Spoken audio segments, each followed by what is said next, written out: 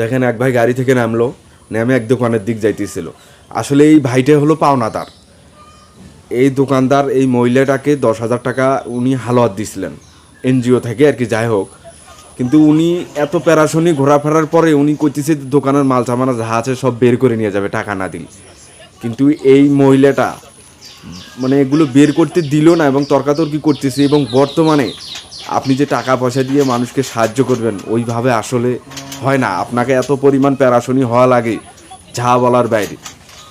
মানে আপনি যদি পাওনাদার, আপনি যদি মারামারি করতে যান আপনাকে মার খাওয়া লাগবে দেনাদারের কাছ থেকে। এবং এই যে ভাইটা মানে দোকানের মাল বের করে নিয়ে যাইতেছে কিন্তু কিন্তু পারলো না।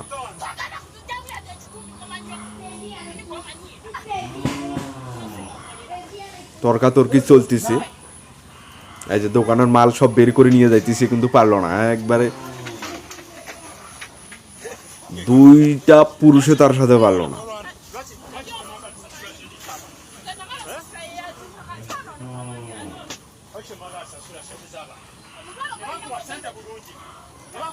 বর্তমানে অবস্থা দেখেন, আমি ভিডিওটা আসলে ওইভাবে কেউ নেবেন না। আসলে মানে এটাই বুঝাইতে চেয়েছি যে টাকা হালুয়াত দিলে আপনাকে প্যারাশনি হওয়া লাগবে।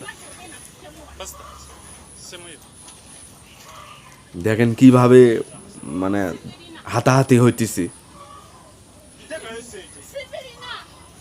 এই যে একটা বস্তা বের করে নিয়ে যাইতেছিল কিন্তু বস্তাটা বের করতে পারলো না। মহিলার যে শক্তি,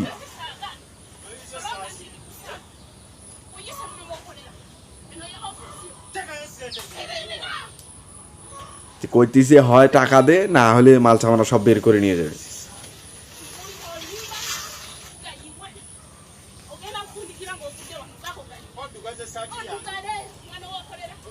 বর্তমানে আমাদের এই অবস্থা, টাকা হালুয়াত জিনিসটা উঠে গেছে।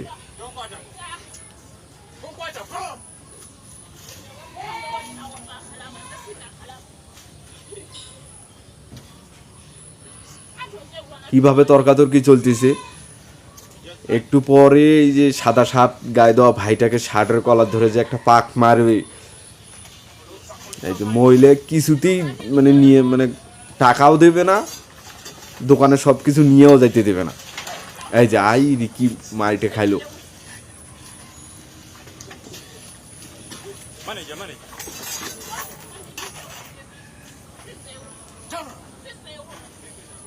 দেখছেন, যে টাকা দিছে হালুয়াত দিছে সাহায্য করছে অথচ তারই শার্টের কলার ধরছে।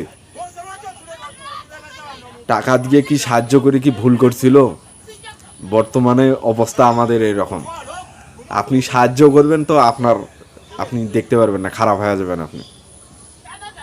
এবং এই যে মহিলাটার স্বামী আছে এবং হাজবেন্ড, যেটা মানে ইনি আসার পরে যে টাকা দিতেছে, বুঝি দেওয়া দিতেছে টাকা,